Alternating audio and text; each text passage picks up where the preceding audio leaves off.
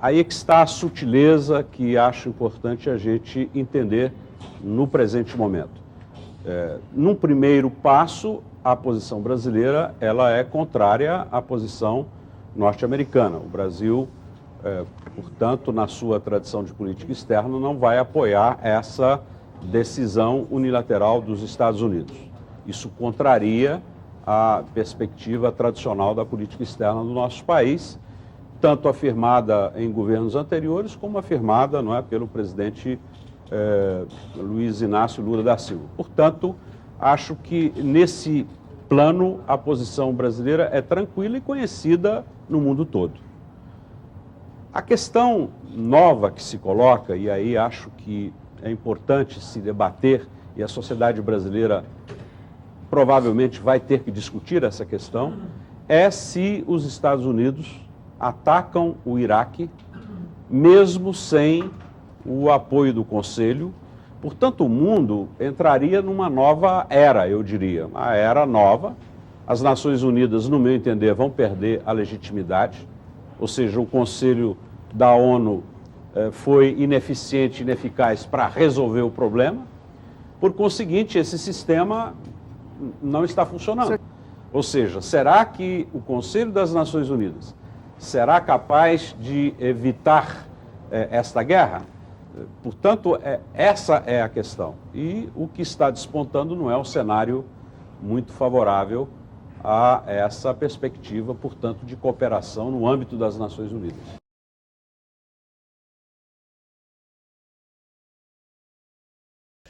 Eu vou conversar agora com o professor Eduardo Kugelmans. Ele é cientista político, professor da Universidade de São Paulo. Está para lançar o livro Difícil Hegemonia, que é sobre a República Velha, que se encerra em 1930, e São Paulo. Professor Kugelmans, boa noite. Boa noite, Paulo. Professor, que preço que o Brasil pagou pela crise de 29? Veja, o Brasil realmente pagou um preço muito alto. O Brasil era mais vulnerável que outros países exatamente porque procurava manter a chamada política de valorização do café. Ou seja, ao longo da década de 20 foram se acumulando enormes estoques de café que eram guardados, restringindo-se a oferta para serem lançados no mercado num momento mais favorável. Isso dependia de um circuito de financiamento que foi inteiramente cortado no momento da crise. Dependíamos, portanto, já àquela altura de financiamento de bancos estrangeiros, é isso? Sim, para isso contribuíram especialmente os bancos ingleses nessa época. As casas inglesas, isso. Os Lazar Brothers, por exemplo, eram um dos principais componentes desse esquema de financiamento da valorização do café. Veja, a intervenção, de certa forma, já existia através da política de valorização. O que acontece depois de 1930, depois de vitoriosa Revolução de 30, é que o Estado Nacional vai procurar desenvolver uma política de defesa do café, mas para manter a atividade econômica. Inclusive vai acertar com isto. Já em 1933 a economia começa a reerguer-se. Com a intervenção? Com a ajuda da intervenção? Com a ajuda desse tipo de intervenção. É o que o Celso Furtado, por exemplo, descreve muito bem no seu célebre livro Formação Econômica do Brasil. Mas a vulnerabilidade de hoje o senhor compararia com a vulnerabilidade de 29 ou não tem nada a ver uma coisa com a outra? Bem, a vulnerabilidade é diferente. Os economistas, muitos deles, acham que o mundo não poderia mais ter uma crise como a de 29, que haveria medidas de política econômica anticíclicas que anulariam os efeitos de uma queda da Bolsa. Só para lhe interromper nesse ponto, o Alan Greenspan, presidente do Banco Central, diz que o problema da crise da Grande Depressão não foi a quebra da Bolsa, mas as políticas que foram adotadas em seguida. Nessa direção. Mas no caso de haver uma fortíssima queda da Bolsa, o chamado estouro da bolha, que é muito comentado pela imprensa, realmente as consequências seriam graves para o Brasil. Nós já vimos recentemente a crise asiática em 97, a crise russa em 98, tudo isso nos afetou profundamente. Então, nessa hipótese malfazeja que você mencionou, realmente seria muito complicada a situação do Brasil. Entrevista que ele deu hoje, né, que vai ser, de fato, um compromisso, e que ele está esperando um maior comprometimento dos partidos que dividem o poder, né, ministerial com ele, né, o governo com ele, que deem resposta mais rápida, né, e mais positiva com relação que eu acho que talvez pela primeira vez ele foi muito mais explícito, foi bem explícito com relação ao apoio parlamentar, né? Logicamente que isso sempre foi cobrado, foi sugerido, mas no sistema presidencialista esta relação é uma relação mais difícil porque os dois poderes são independentes, né? Mas de qualquer forma é uma tentativa de fazer com que essa relação se torne mais responsável, mais de comprometimento mesmo. O quadro partidário brasileiro é fragmentado, né? E você, na medida em que esse quadro se reproduz a cada eleição, quer dizer, é muito difícil você mudar, quer dizer, provocar fusões, por exemplo, que poderia ser o caso entre PPB e PFL, né? Você cria espaços diferentes no Brasil como um todo que se torna muito difícil uma fusão partidária, uma reagregação, né? Essa tese do novo livro que saiu. É um livro muito diferente da Simone de Beauvoir, é um livro de uma antropóloga, não de uma antropóloga cultural, mas de uma antropóloga que quer ver a evolução dos comportamentos humanos entre homens e mulheres, inclusive qual é a base biológica disso. O trabalho da Simone de Beauvoir foi o oposto, foi mostrar como a cultura tinha criado a diferença entre os sexos, como era uma criação cultural, afinal. Perfeito, né? Agora, de qualquer maneira, a sua pergunta é se melhoramos, certamente que melhoramos muito. Melhoramos com relação no Brasil, fora do Brasil. Eu acho que se há algo que teve repercussão no mundo, foi essa luta das mulheres pela sua igualdade. É uma luta Não chegamos à igualdade, estamos muito longe. Mas, de qualquer maneira, eu acho que tivemos uma grande influência, que houve uma mudança de comportamento significativa. Eu sou muito otimista por isso mesmo, de que a gente realmente se aproxime da igualdade. Costumo dizer que os lugares mais machistas são os partidos políticos e os sindicatos. Acho que isso é universal, não é brasileiro. Isso é um lugar onde é mais difícil... Mas no Brasil especificamente, a esfera pública é? Eu acho que sim. Eu acho que é muito difícil o entendimento do que significa essa questão de gênero.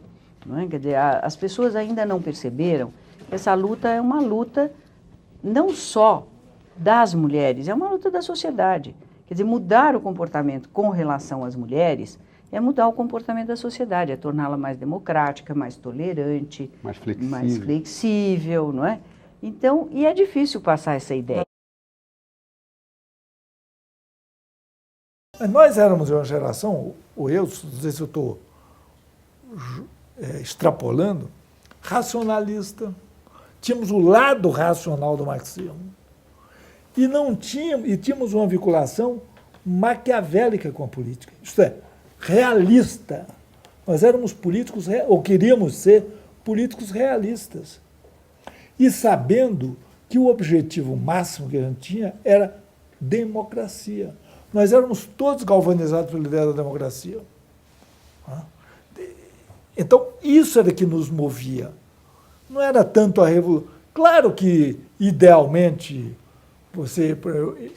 me lembro quando eu li a história da Revolução Russa do Trotsky, li garoto, li adolescente, fantástico aquilo, né? Era um romance. Né? Você gostaria de fazer uma coisa daquela? Claro que eu gostaria, certo? Mas o que a gente queria mesmo era ser político realista, analista das coisas, não se enganar, não se iludir, fazer o que... Porque também nós éramos calibrados por uma avaliação de por que nós tínhamos sido derrotados em 64. E nossa derrota em 64 não era porque nós não estávamos preparados para resistir, para pegar em arma, para a guerra civil. Isso tudo era bobagem. A gente sabia que nós tínhamos sido... A nossa contribuição para a derrota de 64 tinha a ver com o infantilismo da política. Tinha a ver com um momento, o primeiro grande momento de avanço democrático no país, e de repente as pessoas acham que vão fazer revolução no dia seguinte. E aí radicalizam. Aí rompem. Aí reforma agrária na Leona Marra. Isto é, dão o pretexto para que todo mundo se junte contra você. E o tema da democracia é um tema forte, porque nós tínhamos consciência de que no período pré-64, quando nós deixamos que a bandeira da democracia fosse pega pela direita, foi ali que nós nos liquidamos. Quando a direita vira dona da democracia e a esquerda aparece como antidemocrática e golpista, a esquerda está derrotada. A esquerda tem que ser campeã da democracia. Tem que ser a mais radical defensora da democracia. Tá certo? E democracia significa pluralismo, abertura, respeito pelo outro. Para mim, o meu novo centro significa pesquisa para valer, com todos os inputs que se precisa ter para enfrentar esse problema, e realmente coletiva, que hierarquia universitária estraga. Quer dizer, é como se você precisa, num certo momento, suspender a hierarquia universitária. E, então, você tem pesquisa coletiva, e ter realmente também com a maior candidez discussão para valer. Essa ideia é porcaria. Então, jogar fora. Quando eu recebi, por exemplo, o John Humphrey, uma carta de Emmanuel Descartes, pedindo para que eu fosse co-orientador do Humphrey durante o estado dele, ele tinha 25 anos, o estado dele no Brasil. O Humphrey me ensinou ao que é uma verdadeira orientação. Primeiro, ele me ensinou que o estudante graduado, pós-graduado do inglês era a coisa, os bons, era uma coisa diferente do nosso estudante pós-graduado, mesmo dos melhores, que era individualista, geralmente. O Humphrey me ensinou que o papel de vir, ele, acho que muito pouco tempo depois dele chegar, ele tomou o papel que eu era orientador, mas trouxe um paper, 3, 4 páginas de letrinha miúda, eu tenho até hoje esses, que era arrebentando, quer dizer, arrebentando, não era fazendo uma crítica séria aos nossos clássicos do campo. E ainda mais, ele me ensinou por quê? Porque ele entregou o paper, eu li, fiquei impressionado, fiquei quieto. Daí, uma semana, o senhor recebeu o paper. E o que acha? Quer dizer, ele me cobrou. Ele cobrou continuamente. Ele entregava um paper por semana, eu tinha de ler. Isso não é papel para o orientador, ele tinha invertido a relação. Primeiro que eu me sentia, não como sociólogo, eu me sentia como cientista social. E que hoje, pensando de novo, uma tentativa de... Eu vejo que eu usei as outras ciências sociais como sociólogo. Mas talvez essa situação que era comum a algumas gerações, pensando nos anos em que se formaram, hoje é muito mais incomum. Eu sinto como se são mais sociólogos, antropólogos, cientistas políticos, e principalmente aqueles que não se sentem absolutamente, eu acho que não se sentem, talvez esteja exagerando, cientistas sociais, os economistas. A minha geração era tudo ciência social. Eu continuo achando que realmente um pouco mais do que a média eu transgredi as fronteiras disciplinares. Isso está explicado por duas coisas. Tudo isso é um esforço meu de me entender. Eu acho que está explicado primeiro pela minha formação. Não foi na USP. Foi uma formação inicialmente numa escola, a Escola de Sociologia e Política, que era eminentemente uma escola de cientistas sociais. E a dose de sociologia, a dose de antropologia, de economia, eram quase, de antropologia, eram quase equivalentes. Psicanálise, geografia humana, etc. E essa formação eu continuei na Escola de Chicago, no Departamento de Sociologia de Chicago. Me influenciou enormemente. E aí é preciso entender um outro característico, que é a ênfase enorme que Chicago fez. Eles tinham vários cientistas políticos, sociólogos e outras disciplinas também, que foram para Chicago, que por causa das condições da guerra, etc., eram tinha uma ênfase, ao mesmo tempo, uma ênfase enorme nos grandes teóricos, nos clássicos, Durkheim, Marx menos, mas Marx, Weber, Durkheim. E, ao mesmo tempo, uma ênfase empírica, pesquisa de campo.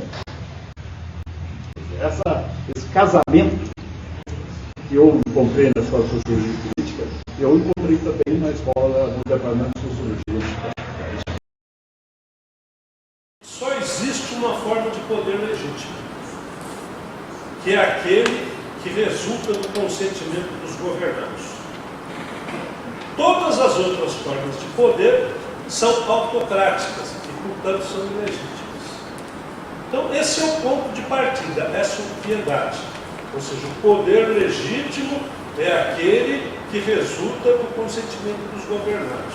E a autocracia, ela se caracteriza basicamente pela supressão das liberdades populares, pelo fechamento dos sindicatos, dos grêmios, das associações, dos partidos, pela cassação dos representantes populares, pelas prisões e pelo exílio dos patriotas. Ou seja, configurou-se a partir de 1964 nesse país um governo autocrático que declarou guerra aos governados, declarou guerra aos cidadãos, declarou guerra à sociedade civil. Esse processo de luta armada, essa resistência armada, que desemboca nessa resistência cívica eleitoral, por sua vez vai criar as condições de desembocar numa terceira fase da resistência, que é a resistência popular. Quando então, já organizados, já mobilizados, nós temos condições de sair às ruas, de fazer greve, de ocupar fábricas e universidades, de eleger governos de oposição, e esse processo culmina no processo da luta de resistência popular, na campanha das diretas já, aonde o Brasil é mobilizado de norte a sul, é mobilizado de leste a oeste, e é através dessa mobilização que nós conseguimos transitar de um regime autoritário para um governo democrático. E que esse governo democrático, por sua vez, convoca uma constituinte que estabelece um novo pacto social, que realiza a transição do governo democrático para o regime democrático.